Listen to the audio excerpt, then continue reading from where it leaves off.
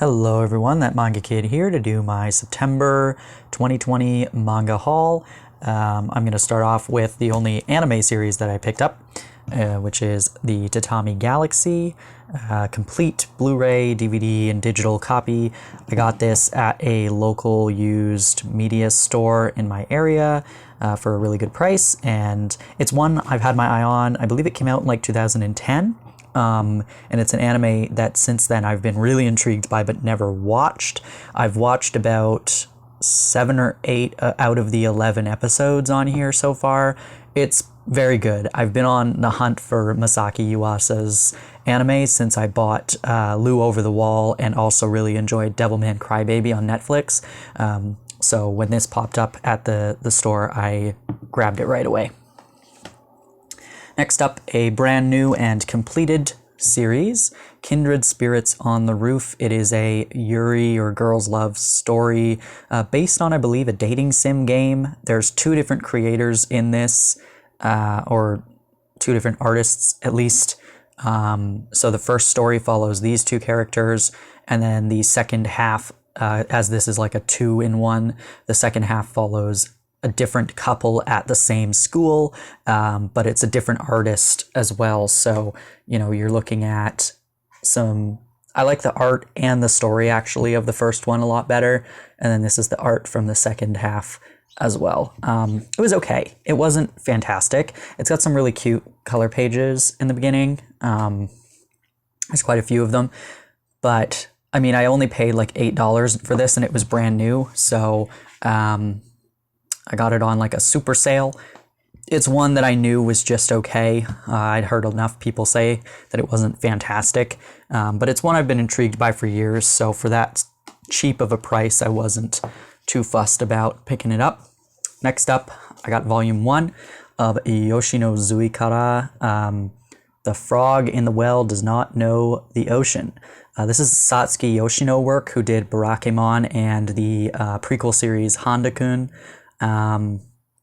This is, I believe, about a mangaka who is depressed. His long-running series is coming to an end.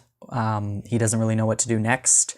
The description sounds a lot like Downfall by Inio Asano, but I'm assuming the content will be very different from that one, considering Satsuki Yoshino's typical comedic and sort of slice of life style. But I haven't read this first volume yet. It just came in, so I haven't had a chance to pick it up yet.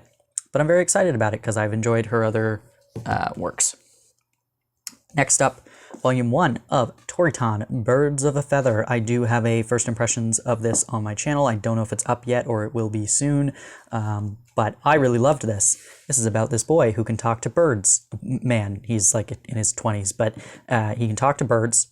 And then this guy, who is, I believe, 17 or 18, who kind of mysteriously reminds him of this crow that's been talking to him. So we've got this mysterious guy who potentially is also a crow or somehow connected to the crow, but we don't know yet in this first volume. It's just really cute and ridiculous, and there's no explicitness in this first volume. I love the art style. Love the birds, the character designs, everything about this I love. It does have the explicit content warning, but it doesn't have anything explicit in this volume, so don't get your hopes up. I'm assuming that means it will get explicit in the future, but for now, nothing to be found there. Then I got my lesbian experience with loneliness. I know I'm late to the party on this one. It's one I've had my eye on since it came out, but I just haven't gotten around to picking it up. Lovely pink color inside of it. I have not read this yet because I know I have to be in a very particular mood to read this, but I will do a video about this once I have read it. I was not in the mood, and I'm not going to force myself to read it when I know I will enjoy it, as long as I'm in the right mood for it. Then, volume 1 of the Kase-san and series. This is Kase-san and Morning Glories, the first volume. This is one that Lythis spoke about quite often on his channel when it was releasing, and it's always been interesting to me, and I'm so glad I picked this up. This is so cute. I was grinning the entire time. It's a girls' love series. Our main character is kind of shy, and then this girl is on the track team, and it's adorable. I cannot wait for more of this. I believe it's ongoing because there's now the spin-off series as well, which focuses on them as they're a bit older. Yeah, because I think that the Kase-san and like original series follows them in high school, and then from what I understand, the spin-off series follows them in college. But it's very good. I'm super excited for it. Next up, we got the first omnibus of King of Eden. This is a new Yen Press release. It is a 2-in-1 omnibus. It's a horror series, if you could not already tell. And it's villages are getting plagued with this disease, and everyone's killing each other, and then the villages are on fire. And this guy happens to be at the scene of all of the crimes. And so it's a detective story, kind of reminiscent of a Naoki Urasawa work to me, because it involves like history as well as horror and detective kind of work and like differing perspectives of the story. The very first chunk of it is all in color on like not glossy pages, which I love. But yeah, there's a huge chunk of the first bit that's all in color, and then the rest of it is in black and white. Yeah, but it's quite graphic. It is not zombies, but it is reminiscent of that, but they're more violent and more, and they don't live very long. But yeah, it's, you know, if you may not be in the mood to read a story about a virus in 2020, but I mean, if you're up for that, this is really, really cool, and I've been looking for a new horror series lately, so that's good. Next up, stuff that I continued and completed this month. Therapy Game. This is the second and final volume. I love this. There will be a video on my channel of this, reviewing this series, because this is the spin-off of Secret XXX, which I enjoyed, but I loved Therapy Game so much more. Loved the characters, loved the story. It was adorable. I will show you art, but I need to be very careful. There's some cute faces and ridiculousness. It was great. Look out for that video some point soon. Then we got the final volume of Silver Spoon. This is the 15th volume. I believe I already filmed a review of this, so it should be up sooner rather than later on my channel. But yeah, great series all around. Really happy it's done now, and I've read the whole thing. Next up, I got volumes 7 and 10 of Tokyo Ghoul Re, which completed my collection because I had all the other volumes, and so I was able to finish reading it. I do have a review of this coming out on my channel. Confusion all the way through. Confused. You can watch my review, but I will tell you, it is mostly confusion. Yeah. Then I finished Ron in the Grey World with volumes 6 and 7. Great series. Really excellent artwork, beautiful story. I think I like Go With the Clouds, North by Northwest more. That series speaks to me a bit more than this one does, but I really enjoyed Round in the Grey World, and the final volume is quite thick as well. And again, a review, if it's not up already, will be up soon of this one. Then I finished off again the Mitsuru Kubo series with volumes 10, 11, and 12. I've read volume 1 because volume 1 only came just before these ones showed up, so I've at this point only read volume 1.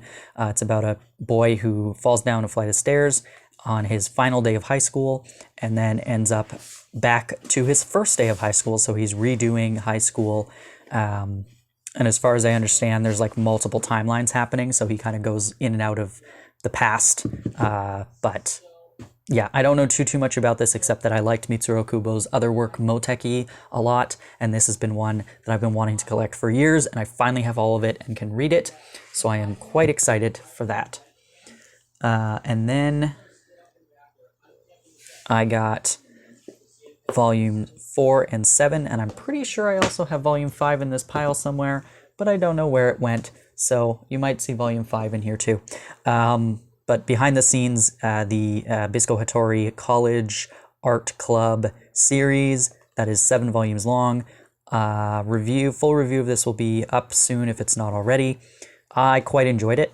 It was pretty good for what it was. It was very short, and Bisco Hattori likes to do a lot of characters, which is tough for a very short series. It's no Orin High School Host Club, but I think for a quick little taste of Bisco Hattori, it's a pretty fun ride for what it is. Then I got what I needed of Honey So Sweet, which included Volume 1. I had Volume 1, 7, and then the final Volume 8. I've read this whole thing. I loved it.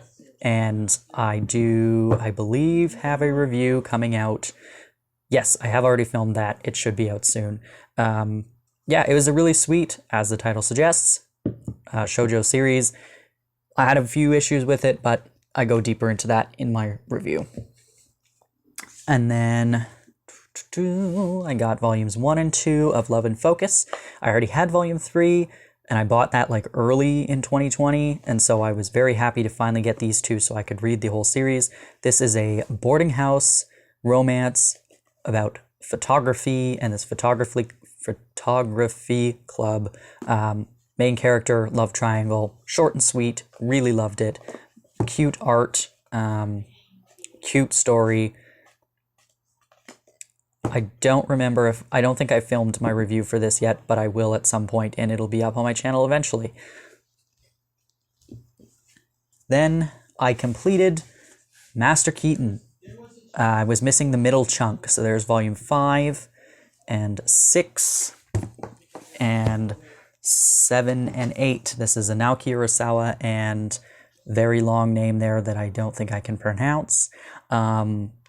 History, archaeology, and as well as insurance investigator. It's really, it's kind of slow paced, but also like has you on the edge of your seat. It's really hard to explain, but it's excellent. And I'm so glad I have all of it now. These are 1.5 volume editions. So it's 12 of these, but there's 1.5 volumes worth of content in each of these books. So yeah, it's excellent. I believe I'm on volume 7 at the moment, maybe 8. I think I read 7 already, so I've only got a few more to go.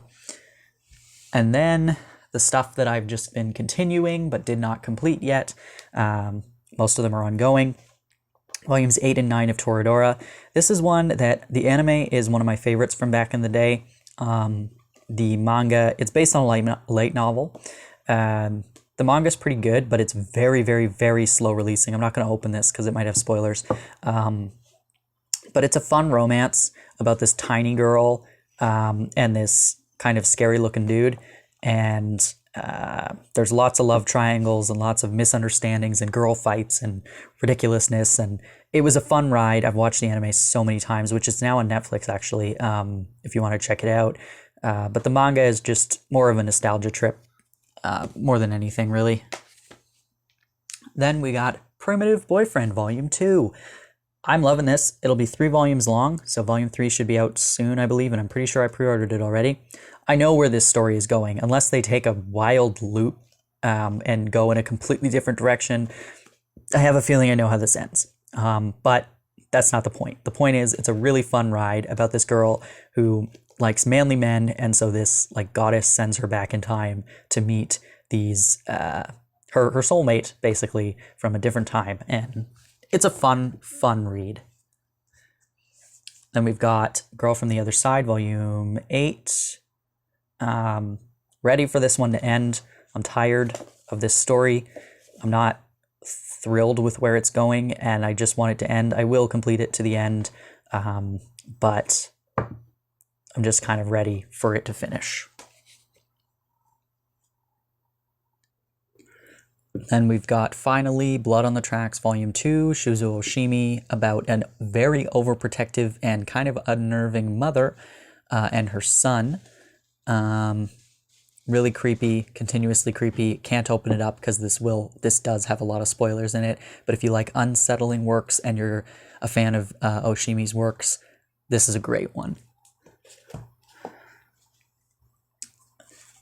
Then I got volumes 3 and 4 up to date currently of Bakemonogatari, the manga version.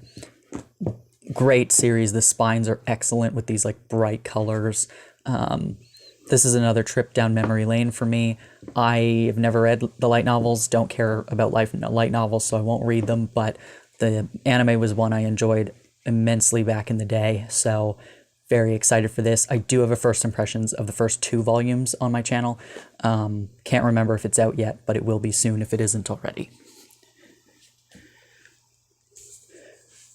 Then I got 20th Century Boys, the Omnibus or Perfect Editions, volumes 8 and 9. I haven't read these yet because it's been a long time since I read volume 7, and I'm kind of debating whether or not I should just collect the rest of it and then read it all through again, because you have to pay attention to this.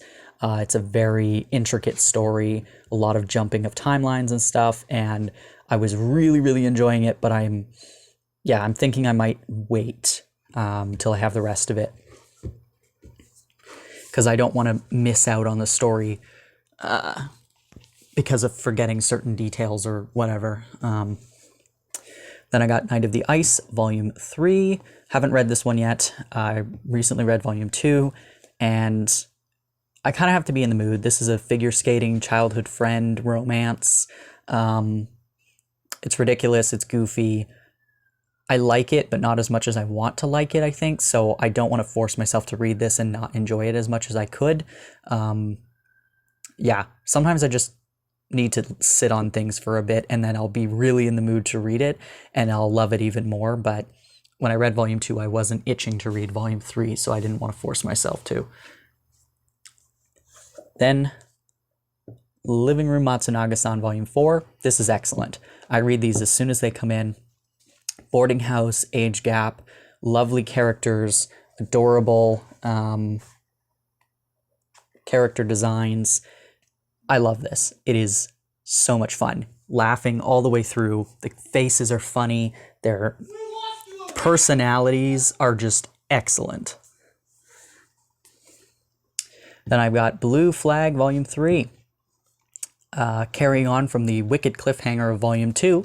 This one does leave off on a cliffhanger as well, which I'm assuming means that all of these volumes will probably end on some kind of cliffhanger, because it's a bit of a drama, romance, school story, but we're getting some more progression. I believe this one is only like 7 or 8 volumes long or something, so but really, really loving Blue Flag.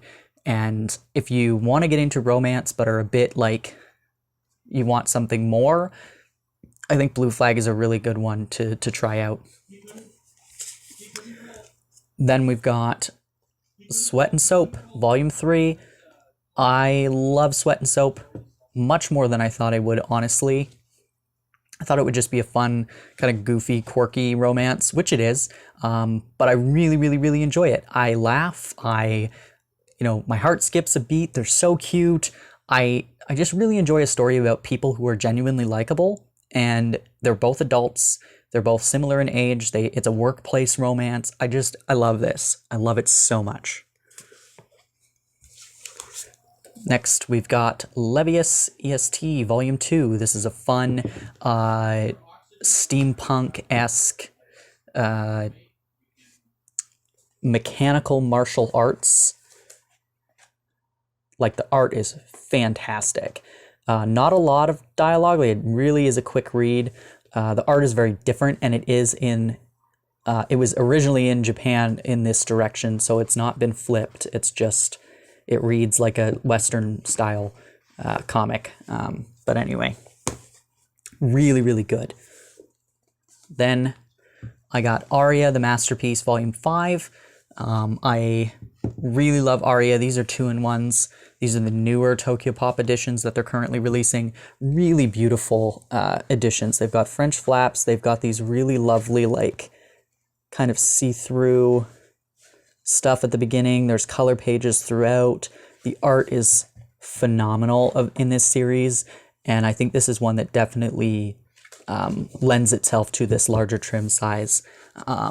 Very slow slice of life series, the beautiful scenery, cute, fun characters. It's really lovely. And I'm very excited that Tokyo Pop decided to continue releasing this when they started back up releasing things in North America, because this was one they never finished when they were releasing the singles way back in the day. And it's really beautiful and deserves this gorgeous treatment. And then I've got volumes, the Vizbig Volume 9 and 10 of Inuyasha.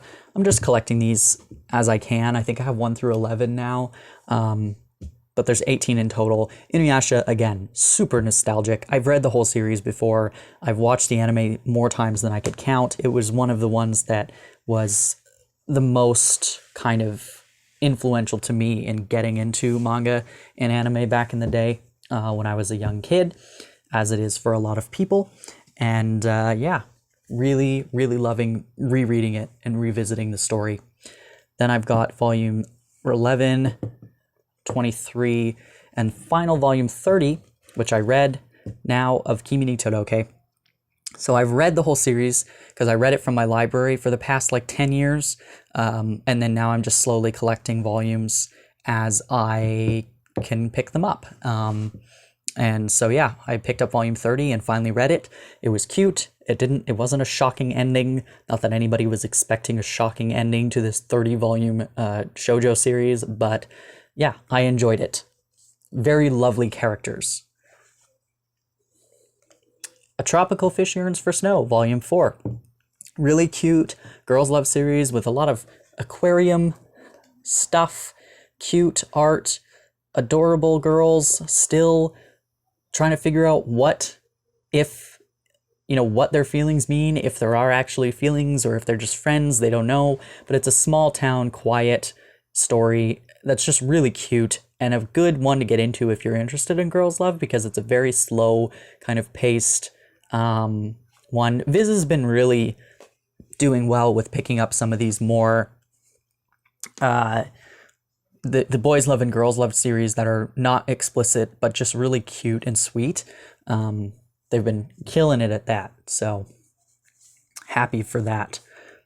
Then I've got Love Me, Love Me Not, volumes 3 and 4.